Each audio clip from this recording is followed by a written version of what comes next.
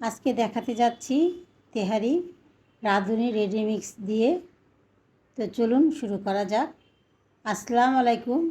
আজকে রেসিপি তেহারি। তো প্রথমে আমি মাংসটাকে ছোট ছোট পিস করে কেটে নিয়েছি, যেহেতু তেহারি রান্না করব।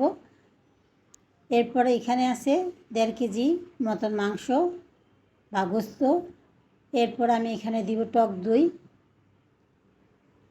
দিব ধনিয়া গুঁড়া, মরিচ গুঁড়া, স্বাদ অনুযায়ী লবণ। এরপর দিব আমি রেডি মিক্স মশলা। তা আমি এখানে সম্পূর্ণ মশলাটা দিব না, হাফ মশলা দিব।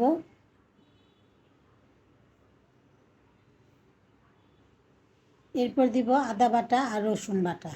এরপর দিব আমি রান্নার রেগুলার তেল দিয়ে আমি ভালোভাবে মাংসটাকে মাখিয়ে নিব। তো মাংসটা মাখানোর পর আমি আধা ঘন্টার জন্য রেস্টে রেখে দিব। এরপর আমি একটি প্যান বসাবো, সেখানে আমি দিব সরিষার তেল। এরপর দিব 2টা তেজপাতা, দারচিনি, এলাচ, লং সবগুলি প্যাকেটের মধ্যে আছে। তারপর আমি সামান্য একটু দিয়ে ভেজে নিলাম। এরপর আমি এখানে দিব 4 থেকে 5টা পেঁয়াজ কুচি। পেঁয়াজ কুচিগুলিও আমি ভেজে নিব। তো ভাজা হয়ে গিয়েছে। আমি এখন যেই গোস্তটা বা মাংসটা ম্যারিনেট করে রেখেছিলাম সেটা দিয়ে দিব। দিয়ে আমি এখন দিব 5 থেকে 6টা কাঁচামরিচ। কাঁচামরিচটা দিয়ে আমি ঢাকনা দিয়ে 10-15 মিনিট রান্না করি। এরপর 15 মিনিট পরে এসে আমি গোস্তটাকে আবার ভালোভাবে নাড়া দিব, দিয়ে আবারও ঢাকনা দিয়ে 10 মিনিটের জন্য রান্না করব।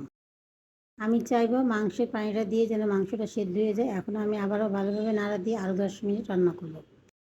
তো আমি এখন মাংসটা ভালোভাবে মিশিয়ে নিয়ে নামিয়ে নিব, যেহেতু মাংসটা ছোট ছোট পিস করা ছিল। তো মাংসটা প্রায় হয়ে এসেছে, এই জন্য আমি নামিয়ে নিব। আমার মাংসটা রান্না করতে প্রায় 35 মিনিটের মতন লেগে গিয়েছে। এখন আমি এই প্যানেই পোলাওটা রান্না করব। তা আমি আর তেল দিব না, এই তেলেই আমি পোলাওটা রান্না করব। যেহেতু যেখানে 1.5 কেজি মাংস, আমি এখানে 3 পা চাল নিয়েছি। এখন আমি চালগুলি ভালোভাবে ভেজে নিব। ভেজে নিয়ে এখানে দিব 6-7টা কাঁচামরিচ, দিয়ে আমি পানি দিব। আমি এখানে গরম পানি ইউজ করি নাই, ঠান্ডা পানি দিয়েছি।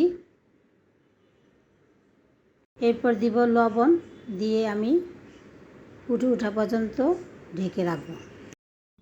তো পোলাওটা ফুটে উঠেছে, আমি এখন ভালোভাবে আবারও মিশিয়ে নিব।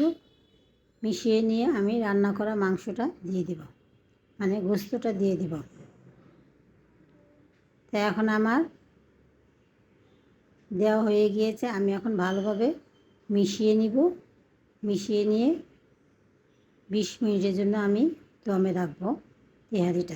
তো আমি 20 মিনিট পরে এসে এখন আবার ভালোভাবে উল্টিয়ে দিব, যাতে নিচেরগুলি উপরে উঠে আর উপরেরগুলি নিচে যায়। এইভাবে আমি মিশিয়ে নিব। তো আমি এখন নামিয়ে পরিবেশন করে নিচ্ছি। যদি আপনাদের রেসিপিটা ভালো লেগে থাকে তাহলে ফেসবুকে একটা ফলো দিতে ভুলবেন না, আর ইউটিউবে একটা সাবস্ক্রাইব। তো আল্লাহ হাফেজ।